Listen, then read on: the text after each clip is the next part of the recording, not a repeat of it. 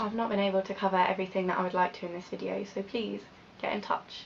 Video responses or Jen, from Those Pesky Dames on YouTube, made a video about slut shaming. I want to point out before this video even gets started that while men do care to a degree about a woman's sex life, slut shaming is almost exclusively done by women. A man might want to know if a woman has had a lot of partners because this would indicate his chances of scoring sex, his chances of scoring a disease, and whether or not this woman makes for a good long-term partner. After all, a woman who behaves recklessly and has sex with practically every guy she meets and can't seem to stick with any one guy, is not very likely to make a long-term girlfriend, a good wife, or a good mother. Heterosexual women, on the other hand, will not be marrying or sleeping with other women, so what possible business is it of theirs what another woman's sex life is like? Women hate sluts because they are competition. It's economics really. If men are begging for sex and women withholding, their sex has value. If some slut is giving it away for free, the other women just lost their bargaining power because the value of a woman's sex goes down due to supply and demand.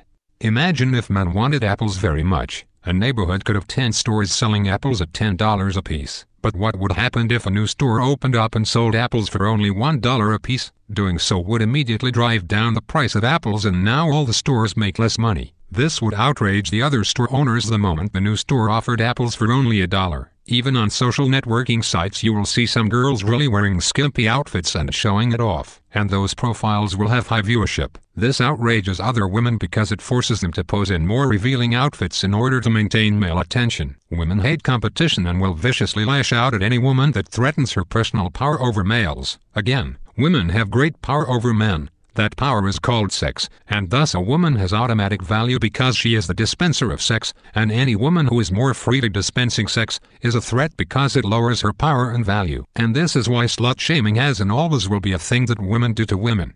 Hi, I'm Daisy. Daisy, you should be ashamed of yourself.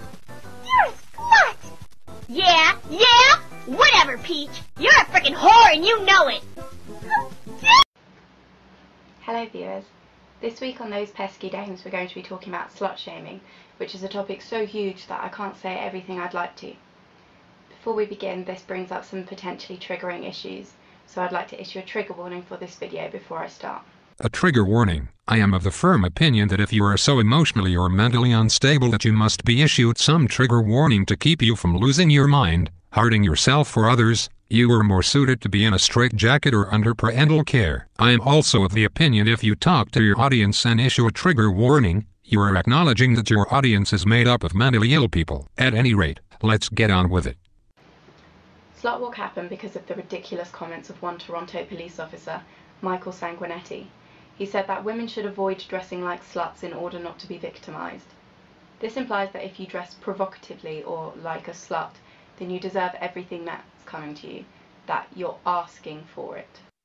No, it doesn't. His words never meant that, and anyone with intelligence understands this. At no point in time did that officer state that if you dress in a sexy way, you deserve to be raped. He merely meant that dressing casual, among other things such as not getting drunk around strangers without a friend present, and not walking alone through a neighborhood at night, not passing out drunk in an alley at night, and avoid flashing your tits to a group of dangerous thugs, and other such common sense shit will reduce your chances of getting raped. This is not victim blaming, it is not a promotion of rape culture, or any other such nonsense. It is no different than telling a person if they want to reduce their chances of getting burglarized, they should leave a light on in the house, a porch light as well, and to lock all windows and doors, and if possible, install a security system, and not to post on social media that you are going on a long vacation and leaving your house unattended. Giving homeowners these tips is not an act of victim blaming. Those who attended Slut Walk held signs that read "Don't tell women not to get raped, tell men to stop raping." There should have included people holding signs saying "Don't tell homeowners not to get burglarized, tell people to stop burglarizing." Aside from his comments being victim blaming and slut shaming, they represent a myth that we have in society about rape. That rape is something which only happens to women who are slutty or who are asking for it. I have never heard that myth in all my life. I'm going to give you some facts about rape, which are inevitably heartbreaking, but unless we begin to acknowledge these facts and talk about them, we're never going to dispel the idea that rape happens to women who are sluts. UCLA researchers found that 54% of teenage boys thought it was acceptable to rape a woman if she led him on. So don't tell me that we don't need to keep pointing out that rape is a bad thing, because clearly not everybody knows it is. 9 out of 10 rape victims are women, and women of colour are more likely to be raped than white women. 2/3 of rapes are committed by somebody the victim knows. Nearly a third of people in the UK think that a woman is partially or totally responsible for her rape if she was drunk. Drunken consent is not consent. A third of people in the UK believe that a woman is partially or totally responsible for her own rape if she was flirting. Flirting is not consent. Aside from the stats at RAIN.org, which were the stats that said colored women get raped more, and most women get raped by people they know, the other stats I cannot verify. UCLA, for example, has done this study many times and produced many different numbers. Unfortunately, the actual questions and criteria for rape are not mentioned in these studies.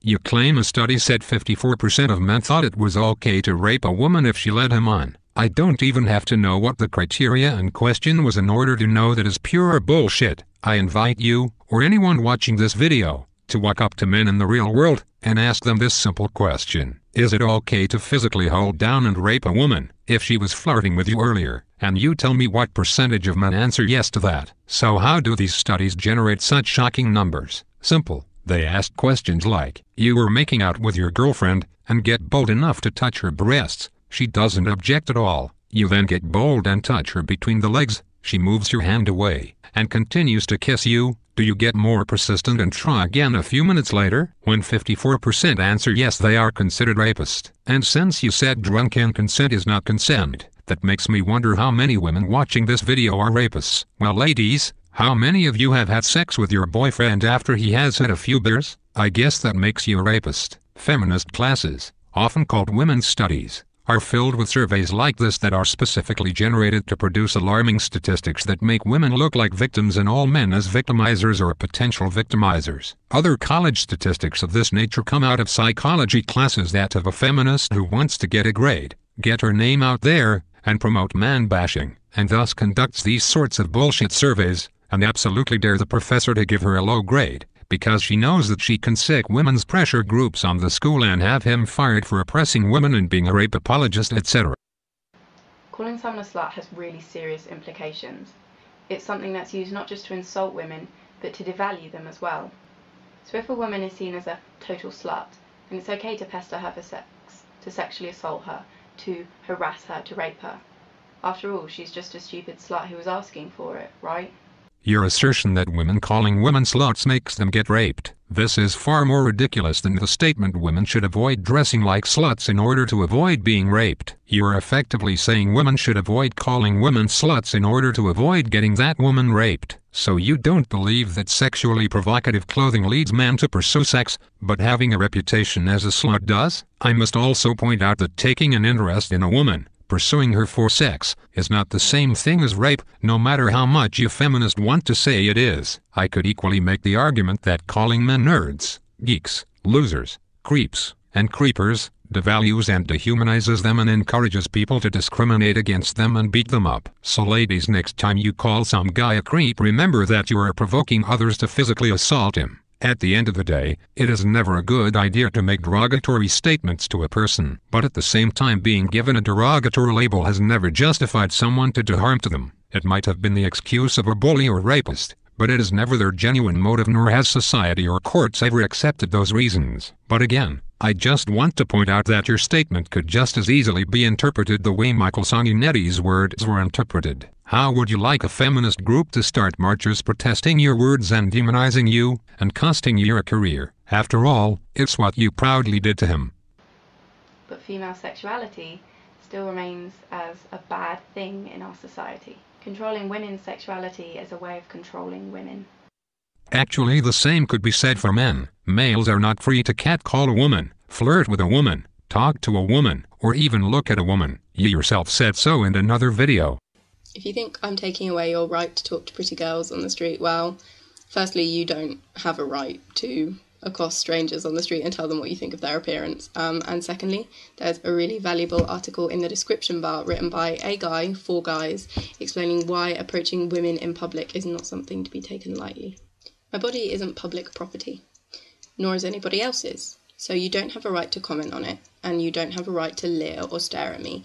You don't have a right to stop me and demand I talk to you. You don't have a right to my time. Males don't have a right to talk to you, to look at you. Males have no right to your precious time.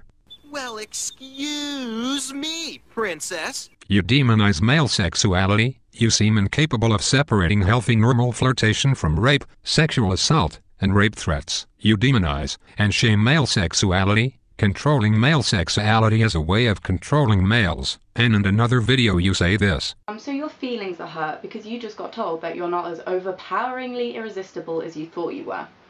So you call her frigid, and you tell her she's uptight, and you tell her that she's stuck up, and she gets upset because she thinks that you're going to break up with her and you've just said these really hurtful, cruel things to her. And she says, yeah, you're okay. No, you're right, it's fine, it's okay. I don't care. Let's have sex. Do you really think that she has truly consented, freely and under no pressure, to have sex with you? Or do you think that you have bullied her and coerced her and manipulated her into doing something she didn't really want to do? Because that is rape, and that is the true danger of prude shaming, that people use it to rape other people. Nagging your girlfriend for sex is now rape. We went from having sex with a woman that has had a few drinks as rape, to nagging her is now rape. No wonder you feminists think you live in a rape culture. You have defined anything and everything as rape. Jen, you claim that this slut shaming is not only a promotion of rape, but also that prude shaming is all about controlling women by controlling their sexuality, and yet it is you and your fellow feminists that are attempting to control, abuse and criminalize males by controlling their sexuality. It is wrong for a man to ask for sex, to nag for sex, to want sex or even think about sex. You interpret everything a man does as a form of abuse, harassment or rape. You've engineered a system of beliefs where every woman is a victim of everything and every man is a victimizer of everything. And when males get fed up with this assault on their existence and stand up for themselves, you feminists turn around and claim males are attempting to silence you for being a woman with an opinion. Patriarchy, patriarchy, patriarchy. You demonize heterosexual males, but then play the damsel in distress and expect males to white knight and run to your rescue when those demonized males stand up for their basic rights as human beings. You feminists create hostile work environments that get males fired when a feminist overhears a private joke that offends her. And feminists think getting that male fired is girl power. Yet there is a wife and daughters who relied on that evil male to provide them with food, clothing and shelter. And now he can't because feminists cost him his job. And then that wife and those daughters hear this horse shit about male-dominated this, rape culture that, sexism here, glass ceiling there, and patriarchy everywhere. And then you feminists wonder why so many females young and old are turning their backs on feminism. I feel so horrible. Oh. Honey, what's wrong? I've been raped. Oh dear, I am sorry to hear that. I too have been raped by some patriarchal bastard on the way to work. He looked at me, then he told me I had nice legs. No, not that kind of rape, real rape. Oh, you mean your boyfriend nagged you into sex when you weren't ready? No. Damn it. I am talking about actual rape. You mean some jerk at a party said yes to your offer of sex, even after you had a few beers? I'm talking about physical rape. Oh, good heavens, you don't mean some drunk guy at the club caught a feel of your bum before the bouncer tossed him out? No. You stupid git, I am talking about being hit, thrown to the ground, my clothing ripped from my body, being held down, and told not to make a sound or he'd cut me. Oh my. I'm sorry to hear that. I know how you feel. I have experienced rape on several occasions. My first was when I was only 19, I was at a party, I had a couple of drinks, I tried to sleep with every guy at the party, they all turned me down. But this one guy who was overweight and pimple-faced, when I showed him my tits and pounced on him, he didn't say no. He didn't object at all even though I was drunk. And he let me get on top of him and ride him like a bull. The bastard made no effort to stop me at any point. And afterward, after he shot his wad, he told me that I was his first, and that he was so in love with me, and wanted to go steady. I was so drunk I said yes. The next morning, I woke up feeling so violated. I called the cops and promptly had him arrested. Those evil male cops asked me all sorts of questions instead of just taking my word for it. Typical rape culture stuff. But when all was over, he was found guilty. So I too know your pain. Get away from me, Just get away, you stupid feminist.